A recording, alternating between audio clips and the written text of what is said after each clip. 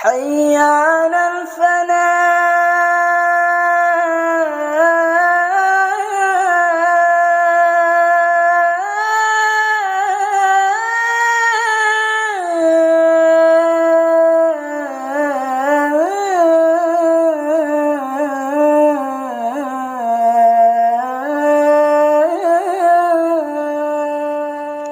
أعوذ بالله من الشيطان الرجيم. بسم الله الرحمن الرحيم. السلام عليكم ورحمة الله وبركاته. الحمد لله رب العالمين،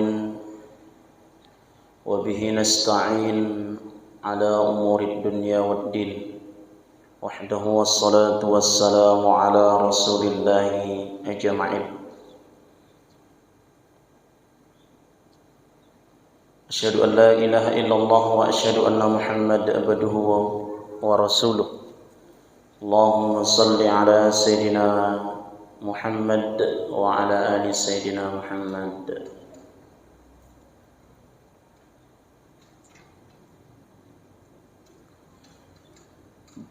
قال الله تعالى في القرآن الكريم: أعوذ بالله من الشيطان الرجيم. بسم الله الرحمن الرحيم. يا أيها الذين آمنوا اتقوا الله حق تقاته ولا تموتن إلا وأنتم مسلمون.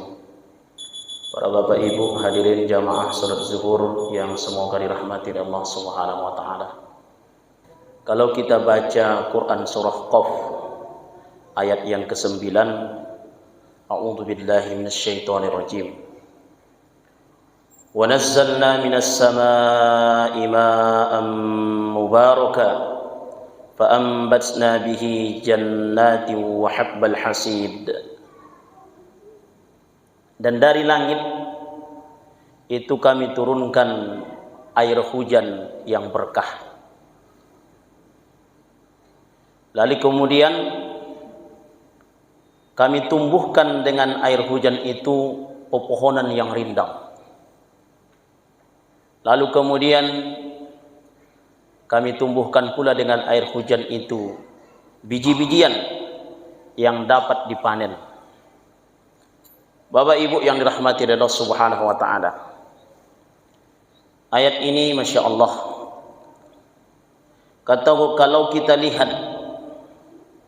kalimat wa nazzalna dan kemudian kita sandingkan dengan kalimat-kalimat yang lain yang artinya sama, lebih kurang sama, tetapi maknanya mungkin ada sedikit berbeda. Di antaranya adalah wa nazzalna, kami turunkan. Kemudian wa anzalna. Wa anzalna itu juga kami turunkan. Apa perbedaan wa nazzalna dengan wa anzalna? Kalau kita lihat Quran surah Ali Imran Bapak Ibu, ayat yang ke-3, nazzala 'alaikal Qur'an nazzala 'alaikal kitaba bil haqqi musaddiqan lima baina yadayhi wa anzalat taurata wal injil. Coba kita perhatikan Bapak Ibu. Kalimat pertama, nazzala 'alaikal kitaba bil haqq, yakni dia Allah Subhanahu wa taala menurunkan kitab. Kitab di situ maksudnya adalah Al-Qur'an. Sebagai apa? Yang mengandung kebenaran. Allah Subhanahu wa taala menurunkan Al-Qur'an itu, kita tahu bahwa Al-Qur'an itu secara utuh diturunkan di bulan suci Ramadan. Tapi ini kemudian Allah Subhanahu wa taala menjelaskan nazzala, sama dengan ayat tadi, berarti Allah menurunkan Al-Qur'an itu secara bertahap, secara utuh diturunkan di bulan suci Ramadan. Tapi kemudian di bulan Sya'ban ada juga ayat yang turun. Di bulan Muharram ada juga ayat yang turun. Di bulan Rajab ada juga ayat yang turun. Jadi Al-Qur'an yang dimaksud oleh Allah Subhanahu wa taala di sini dalam ayat ini diturunkan secara bertahap. Tapi kemudian ketika wa anzalat taurata wal injil, kami turunkan. Kan turunkan juga artinya. Tapi dia berbeda. Karena Allah menurunkan Taurat dan Injil itu secara utuh kepada nabinya. Jadi dia tidak bertahap. Taurat dan Injil itu diturunkan tidak bertahap. Maka sama dengan air hujan Bapak Ibu. Wa nazzalna minas samaa'i ma'an mubaraka fa ambatna bihi jannatin wa habbal hasid. Kami turunkan air hujan itu. Dia secara bertahap. Coba kalau seandainya bukan karena rahmat Allah Subhanahu wa taala, maka air hujan itu bisa turun semuanya. Apa enggak banjir, Pak? Banjirlah. Di Bedidas hujan. Bisa jadi kemudian di mana? Di Putian tidak hujan. Padahal jaraknya dekat. Karena itu Allah mengatakan wa nazzalna, Allah turunkan hujan itu, dia secara bertahap. Daerah sana hujan, daerah sini enggak hujan. Itu bagian dari apa Bapak Ibu? Itulah bahagian dari rahmat Allah. Kalau semuanya diturunkan hujan itu bahaya. Di daerah kita termasuk daerah saya, Pak, kalau sudah lama hujan orang takut. Kenapa? Bisa jadi akan banjir. Daerah-daerah yang lain takut mereka kalau hujan terlalu lama. Kenapa? Bisa jadi kemudian longsor. Nah, inilah bahagian dari rahmat Allah Subhanahu wa taala itu. Dan kalau kita pikir-pikir, Pak, dalam ayat berikutnya, ma'am mubaraka, air hujan yang turun itu Allah berikan keberkahan dari air hujan tersebut. Kan kita kalau belajar apa namanya? Belajar fisika ya dahulu waktu masa SD kan.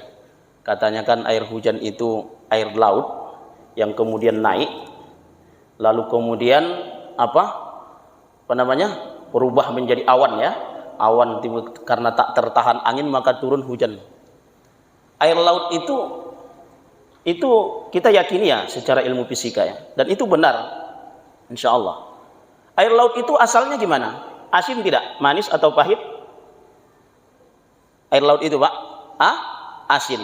Kok bisa air yang kemudian turun hujan itu yang awalnya asin tiba-tiba tawar, rasanya nggak ada gitu kan? Maka lagi-lagi kita mengatakan itu bahagian dari rahmat Allah. Maka kalau kita selami luar biasa Bapak Ibu. Maka Bapak Ibu, ketika turun hujan dalam hadis Rasulullah SAW dalam riwayat yang sahih, di masa Rasulullah itu kalau hujan turun, Rasulullah pergi keluar, lalu kemudian menyingkap bajunya, disingkap oleh Rasulullah sehingga kemudian yang terlihat bahagian, mohon maaf, dada Rasulullah ke atas itu terlihat. Maka kemudian Bapak Ibu yang dirahmati Allah Subhanahu wa taala, ketika dada Rasulullah terlihat turun hujan, maka kemudian Rasulullah basah-basahan di situ. Maka sahabat bertanya, "Ya Rasulullah, kenapa engkau lakukan seperti itu?" Kata Rasulullah, "Fa innahu haditsu ahdim mir rabbih." Karena sesungguhnya hujan yang turun itu sudah ketentuan dari Allah Subhanahu wa taala. Nah, itu kata Rasulullah. Maka kalau kita lihat Ibnu Abbas, Pak, dalam riwayat yang sahih juga, Ibnu Abbas itu kalau hujan turun, maka kemudian Ibnu Abbas memanggil pembantunya, dipanggil pembantunya, lalu kemudian dikatakan kepada pembantunya, keluarkan semua barang-barang saya yang ada dalam rumah, baju keluarkan, peralatan rumah keluarkan, belana kuda keluarkan. Lalu ketika sudah menumpuk awan ingin mau hujan, maka semuanya sudah di luar. Itu Ibnu Abbas. Lalu ketika hujan turun, basah semua pakaian, basah semua peralatan-peralatannya. Kenapa? Ketika ditanya kepada Abdullah bin Abbas, kenapa engkau lakukan itu? Maka kemudian ia baca, wa nazzalna minas samaa'i ma'an mubaraka. Air hujan yang diturunkan oleh Allah Subhanahu itu apa? Ada keberkahan di situ. Kalau kita kan beda, Pak. Kalau sudah mau hujan, oh naikkan semuanya, pakaian-pakaian masukkan. Kalau Abdullah bin Abbas enggak. Maka Bapak Ibu yang dirahmati Allah Subhanahu wa taala, dalam mazhab Syafi'i, ulama mazhab Syafi'i ada namanya bab at-tamattur. Apa itu bab at-tamattur? Bab hujan-hujanan. Apa itu? Hujan-hujanan. Jadi kita itu dalam mazhab Syafi'i itu dijelaskan dia itu kita mustahab. Apa itu mustahab? Dianjurkan, disunnahkan kita berhujan-hujanan. Kapan itu dianjurkan dan disunnahkan kita berhujan-hujanan? Pada awal tahun. Misalnya contoh bulan Muharram, kan kita pelihatannya kan dari Masehi ya. Kalau nanti sudah jatuh 1 Muharram, maka tunggu hujan sesudah itu. Tunggu kapan turunnya hujan sesudah itu, maka kemudian ketika hujan turun Anda keluar. Dan itu hukumnya mustahab, dianjurkan, disunnahkan. Satu. Yang kedua, ketika sholat istisqa. Kalau ada sholat istisqa, maka kemudian begitu sudah hujan, kita juga disunnahkan untuk keluar berhujan-hujanan. Nah, itu dia, Pak. Cuman kalau istisqonya kita di sini kan beda, Pak. Kalau sudah kebakaran hutan, baru kemudian kita istisqa. Seolah-olah itu disengaja semua, kan? Ada oknum-oknum tertentu yang membakar hutan, apalagi di Riau ini. Kita sholat istisqa. Tapi ketika sudah sholat istisqa itu datang hujan, memang kita disunnahkan untuk mandi hujan. Makanya kata Sayyidina Ali, apa kata Sayyidina Ali itu? Kalau ada seseorang yang sakit, suami yang sedang sakit, maka kemudian Bapak Ibu yang dirahmati Allah SWT, suami yang sakit ini parah, susah sembuhnya, maka kemudian apa yang dilakukan oleh Imam Ali? Maka coba kalian lakukan, ambil 1 dirham dari mahar istri Anda. 1 dirham itu berapa, Pak? Lebih kurang 80.000, 90.000 sampai 100.000. Katakanlah 100.000 ya. Ambil 1 dirham, 100.000, lalu kemudian beli madu. Sesudah Anda beli madu, lalu kemudian campur madu tersebut dengan air hujan. Ini kata Sayyidina Ali, Pak. Campur madu tersebut dengan air hujan, baru kemudian berikan madu yang sudah dicampur dengan air hujan itu kepada suami Anda. Maka insya Allah dengan izin Allah, suami Anda akan sembuh. Jadi itu luar biasanya, Pak, hujan itu, ya kan? Jadi ini obat, silahkan Bapak amalkan ini. Nanti kalau kita sakit, tapi dengan syarat istri kita itu ikhlas, ya. Ikhlas memberikan bagian dari maharnya. Karenanya seharusnya sebahagian dari mahar itu bolehlah dibeli dalam cincin emas nanti untuk menjadi simpanan. Karena ketika nanti menjadi sakit suami, boleh diambil sedikit. Kalau istrinya ikhlas nggak apa-apa, itu akan menjadi apa? Akan menjadi obat. Jadi Bapak Ibu, dalam dunia Islam, obat hujan yang turun itu menjadi berkah, menjadi obat. Jadi heran kita hari ini, kalau ada kemudian pawang hujan, pawang-pawang hujan, aduh, bahaya kalian ini, syirik itu, jangan lakukan itu. Di dalam hujan itu ada obat. Ini kan ini, dipertontonkan pula pawang hujan itu di acara-acara pemerintahan. Maka segala lini kerusakan ini sudah masuk ke dalam tubuh kita, baik secara pemerintahan maupun secara masyarakat dan pribadi kita. Dipertontonkan kesyirikan itu, Pak. Jadi ini luar biasa. Pawang hujan itu apa yang mampu dia itu? Nggak ada yang mampu dia itu. Kan tadi kita sudah jelaskan bahwa hujan yang turun itu kehendak Allah. Manusia tak ada daya dan upayanya, tak ada kemampuan bagi dia untuk menurunkan atau memindahkan hujan. Kalaupun itu terjadi, itu karena apa?